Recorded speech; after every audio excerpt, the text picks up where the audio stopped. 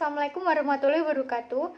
Kami dari kelompok 6 yang beranggotakan yang pertama Marlinda Putri, NIM 4021902337, yang kedua Miko Widan, NIM 4021902338, yang ketiga Mita Yuli Rahayu, NIM 4021902339. Di sini kami akan mempresentasikan mengenai teknik pengumpulan data wawancara dan triangulasi. Yang pertama adalah latar belakang. Sebagaimana diketahui dalam penelitian kualitatif, peneliti itu sendiri merupakan instrumen utamanya. Karena itu, kualitas penelitian kualitatif sangat tergantung pada kualitas diri penelitinya. Termasuk pengalamannya melakukan penelitian merupakan sesuatu yang sangat berharga. Semakin banyak pengalaman seseorang dalam melakukan penelitian, semakin peka memahami gejala atau fenomena yang diteliti. Namun demikian, sebagai manusia, seorang peneliti sulit terhindar dari bias atau subjektivitas.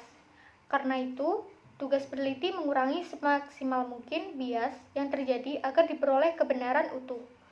Ada beberapa teknik pengumpulan data seperti wawancara dan triangulasi. Wawancara pada penelitian kualitatif merupakan pembicaraan yang mempunyai tujuan dan didahului beberapa pertanyaan informal.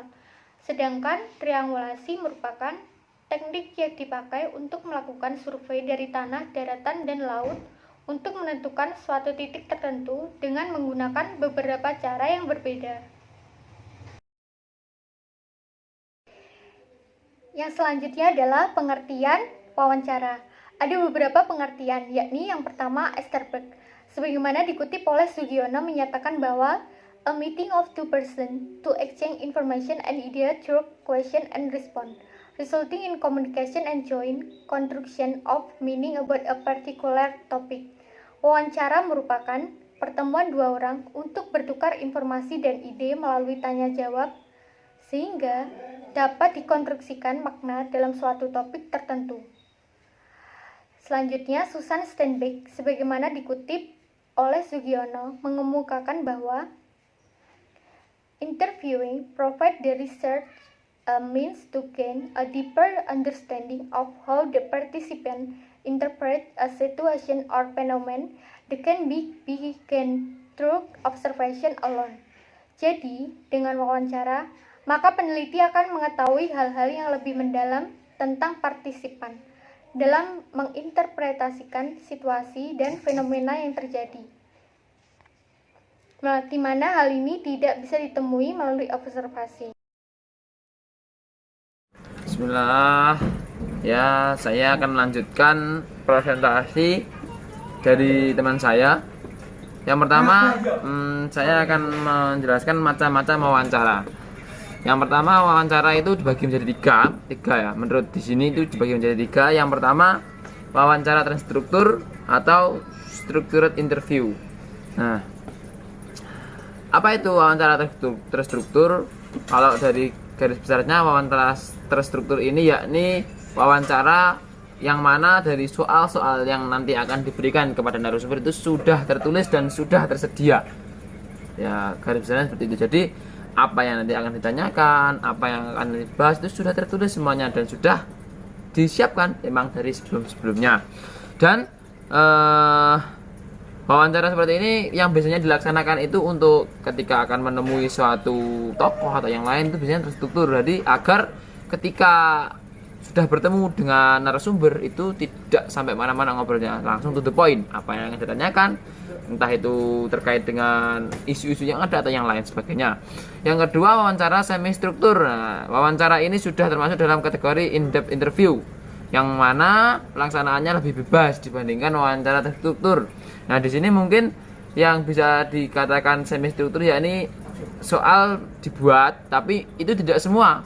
Nanti di luar itu nanti akan ada pertanyaan lagi yang tidak termasuk dalam soal tersebut. Nah, hal ini bisa memungkinkan lebih banyak mendapatkan data yang ada karena lingkupnya tidak terikat dalam pertanyaan yang sudah ada. Mungkin ya namanya ngobrol kan biasanya ketika ngobrol ini nanti nyambung ke mana. Nah, dari itu bisa membawa topik pembahasan baru dan yang mungkin pembahasan itu tidak direncanakan di awal. Mungkin seperti itu. Yang ketiga yakni wawancara tak berstruktur, yaitu wawancara yang bebas, yang mana peneliti tidak menggunakan pedoman wawancara yang sistematis dan lengkap untuk pengumpulan datanya. Pedoman wawancara yang digunakan hanya berupa garis-garis besar permasalahan yang ditanyakan. Nah, di sini ini wawancara yang lebih bebas lagi. Jadi seorang pewawancara hanya membawa bekal, intinya, oh, saya akan mewawancarai orang ini, temanya ini. Nah, untuk soalnya apa itu dia tidak membawa tulisan. Yang hanya ada ketika sudah sampai, sudah berhadapan dengan narasumber, langsung aja tanya secara spontan, oh bagaimana, apakah, dan lain-lain, bagaimana pendapat Anda. Hanya mengikuti alur pembahasan yang ada, seperti itu. Tapi kadang dengan hal-hal seperti ini, pembahasan atau berita yang diterima kemungkinan besar kadang itu lebih banyak, karena ya itu tadi seperti yang saya bacakan di wawancara semi struktur, pembahasannya tidak terikat atau tidak terkekang dalam lingkup yang sudah ditentukan, tapi bisa lebih luas lagi. Selanjutnya, setelah macam-macam wawancara, saya akan membawakan langkah-langkah wawancara. Langkah-langkah wawancara di sini ada banyak. Yang pastinya yang pertama kita harus mencari narasumber terdahulu, karena dengan narasumber tersebut kita bisa melakukan wawancara. Yang kedua, menyiapkan pokok masalah. Nah, kita wawancara sudah pastinya kita juga sudah memiliki permasalahan yang mungkin kita akan mendapatkan jawabannya dari narasumber tersebut. Kalau kita tidak memiliki permasalahan, ya ngapain kita juga mewawancara? Berarti kan kita tidak memiliki pertanyaan, seperti itu. Yang ketiga, mengawali atau membuka alur wawancara dengan baik, ya. Yang keempat, melangsungkan alur wawancara.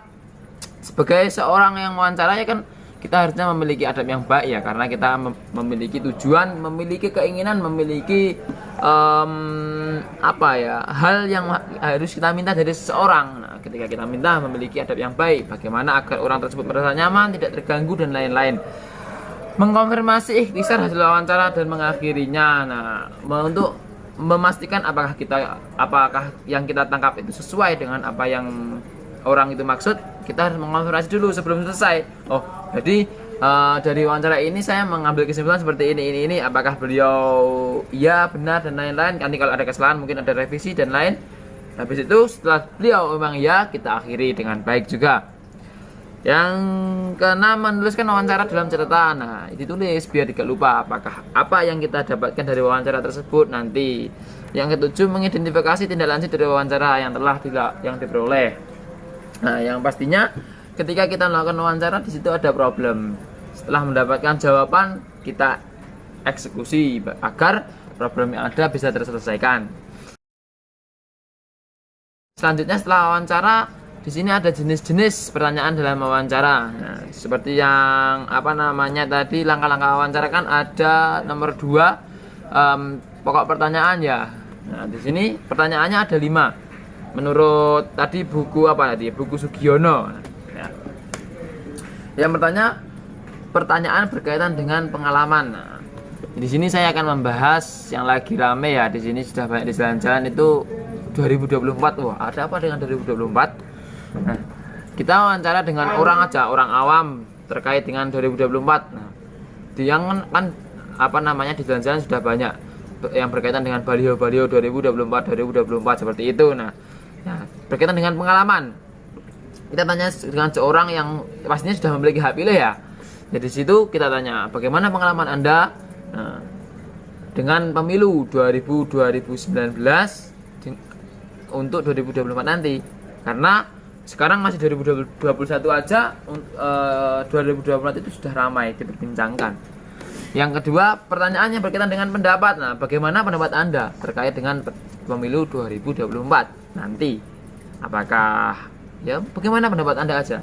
Bagaimana pendapat seseorang tersebut, ya, yang bahkan dari sekarang sudah mulai ramai diperbincangkan, yang padahal sekarang itu masih 2021, masih ada jangka 21 akhir, ya, ini 2022, 2023, 2024, masih lama.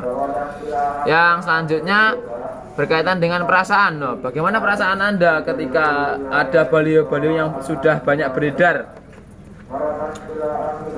Bentar.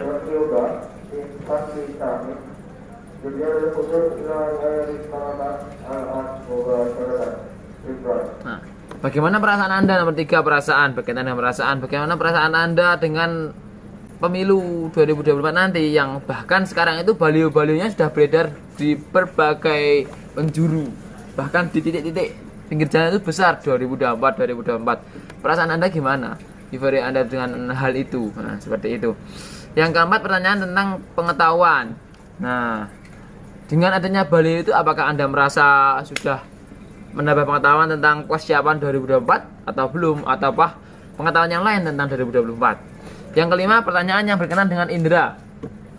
Dengan adanya baliho-baliho yang ada 2024 seperti itu, apakah Anda merasa terganggu atau tidak? Dan bagaimana menurut Anda dengan adanya seperti itu? Apakah intinya kita tanyakan aja berbagai macam dengan apa yang dirasakan orang-orang tersebut mengenai 2024, karena yang pastinya ketika kita melakukan wawancara itu ada ide topik pembahasan. Nah, di situ yang pasti topiknya itu kan ya harus sesuai dan sudah temanya ditentukan di awal. Kita akan membahas apa terkait dengan pembahasan yang akan kepada narasumber yang akan kita wawancarai. Seperti itu. Jangan sampai pembahasan yang ada itu melenceng jauh dari tema yang akan kita cari, dan endingnya ketika sudah melenceng kita tidak mendapatkan poin-poin yang akan kita butuhkan dalam penelitian. Seperti itu. Selanjutnya, untuk pembahasan alat dan lain-lain akan diteruskan oleh teman saya. Dari saya cukup sekian. Terima kasih. Yang selanjutnya adalah alat wawancara.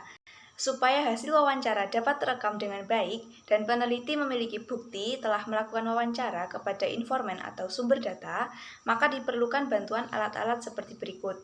Yang pertama ada buku catatan yang berfungsi untuk mencatat semua percakapan.